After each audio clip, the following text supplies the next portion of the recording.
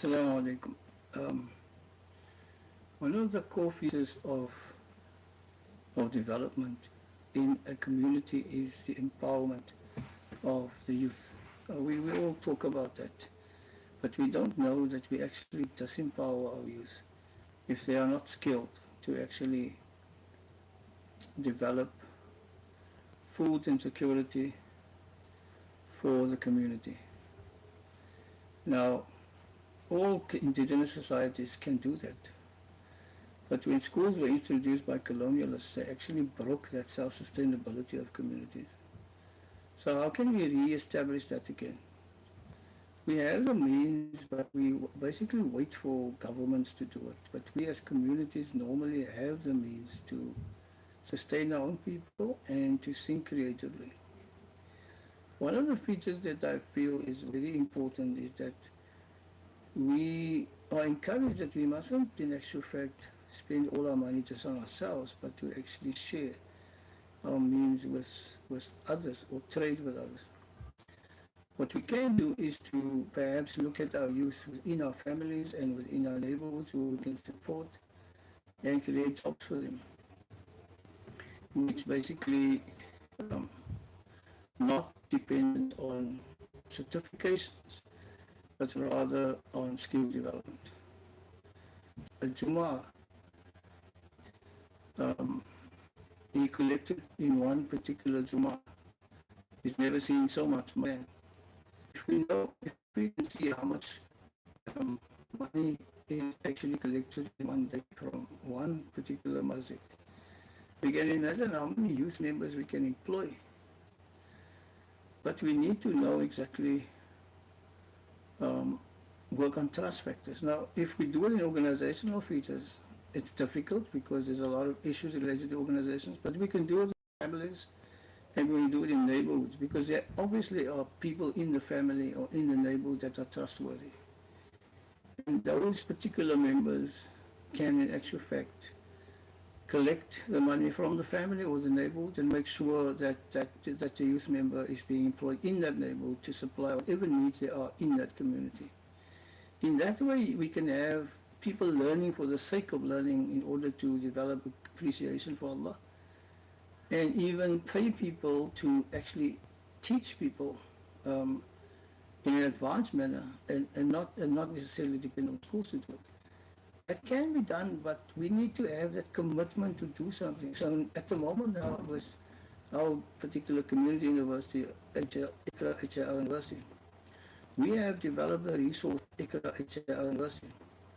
We have developed the resources and the mindset, and not the mindset, but the mind development and the motivational development for people to do that. Because while schools try to marginalize the masses and extend the knowledge, small amount of knowledge for many years, and which doesn't allow you to actually remember much. But we actually accelerate that learning so that people know fast and furiously and motivationally how things work, and then we can in actual fact easily employ them in developmental features. Now, it's not about knowing the theory of things, it's about practically getting involved. And we've got enough needs within each community. Now, why is that possible? It's because if we look at any disaster that happens, war or earthquake, you find it's the community around the people that do most of the work to secure people and to also assist them and also to save them. The infrastructure of government it takes long to take action, but the communities can do it very well. So I'm asking people to start thinking within their own family unit and their own community unit to bring their finance together and then assist within the community people that are poor, people that are struggling. And we can provide the learning for those particular people. And even if there's enough particular funding, they can send a particular student to come and learn from us on a fast scale, and then that person can immediately educate everybody. Because look, in terms of Islam, in terms of the the, uh, the Quran, everybody doesn't have to go to war. Those people, people must stay behind to teach people about the Tawheed, teach people about the ayat of Allah. And what are the ayats? It's basically the sciences, etc., how to use resources effectively to make sure that people can sustain themselves. Food gardens is very important. Frail care is very important. Child care is very important.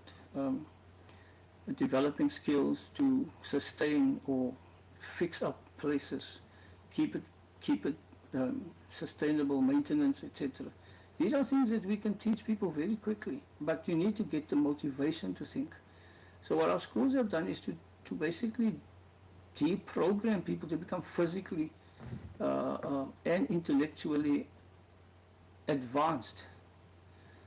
And that is what our forefathers did. They basically said, okay, if you don't want us to become Christian, if we go to our schools and keep your education, we'll teach our children this craft and teach about the deen, etc., and Allah will provide them.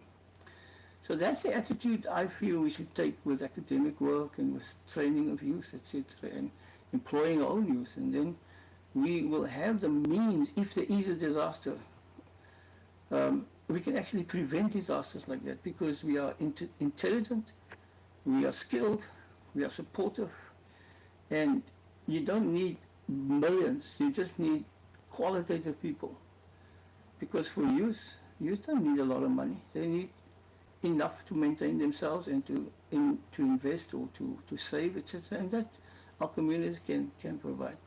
I'm just giving you a kind of encouragement to see whether you can think that way, because it is definitely possible. So we can use our own talents, our abilities, our resources, etc., to employ the people in our communities to do things to sustain our people in their communities. For instance, in any area, there's always youth walking around and lots of ground available. We can sustain ourselves with just planting, but paying people to do it. Paying youth members to do it, not expecting to do it voluntarily. So this basically is just a few ideas. I'm testing also the video to see whether there are people who can, in actual fact, respond and can see the value of the ideas. Inshallah, and maybe we can do this in each community. Maybe communicate with me and say, look, we've started this year. You will find that certain communities do it well. The Indian community do it well. The Chinese community do it well. The different African communities do it well. So for other communities in our particular city or in our particular community, we can do it as well. And we are so multifaceted and multi-skilled, we can easily try something and just do it family-based or community-based.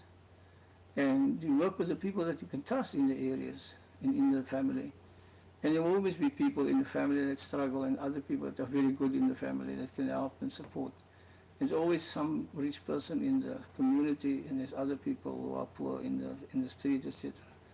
So on a street-by-street basis, family-by-family basis, it becomes so much so beautifully self-sustainable that we can prepare ourselves for any disaster as well. So this is just an encouragement. We started our own university, alhamdulillah, which is cost-effective but wide knowledge and fast knowledge, etc. And our students and families are feeling like a big burden has been taken off them, because we're basically freeing the mind and freeing the soul and freeing the body in terms of what is available. And now with the internet you can do anything, but it depends on commitment. All the best, inshallah. I'm going to try. I hope there's some sort of positive response to this one. Assalamu alaikum.